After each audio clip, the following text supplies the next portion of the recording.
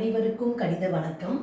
இப்போ பார்க்க போகிறது 7ஆம் வகுப்புக்குரிய கணக்கு 2ஆம் பருவம் பயிற்சி 3.1 9வது கணக்கை பார்க்க போகிறோம். அடுக்கு விதிகளை பயன்படுத்தி எளிய அடுக்கு வடிவில் சுருக்கி எழுதுக அப்படின்னு சொல்லி கொடுத்துருக்காங்க. அடுக்கு விதி இந்த கணக்கை பொறுத்த வரைக்கும் முதல் கணக்கு 3/5 பெருக்கல் 3/8ன்னு கணக்கு கொடுத்துருக்காங்க.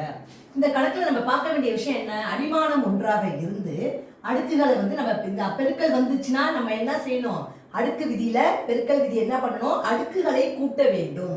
அதாவது அந்த விதி என்ன அப்படின்னா a அடுக்கு m பெருக்கல் a அடுக்கு n is equal to a அடுக்கு m plus n.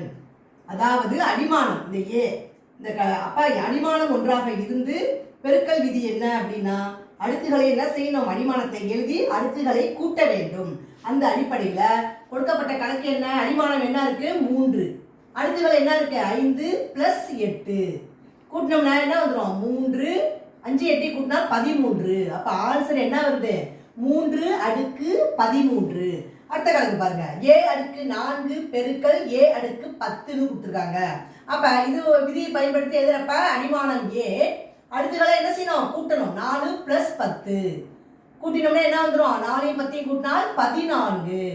அப்ப இந்த கணக்குக்குரிய விடை என்ன வருது a அடுக்கு 14. அடுக்கு விதிகளை பயன்படுத்தி நம்ம என்ன செஞ்சிருக்கோம், அந்த கணக்குல எளிய வடிவில் செஞ்சிருக்கிறோம். புரிஞ்சுங்களா?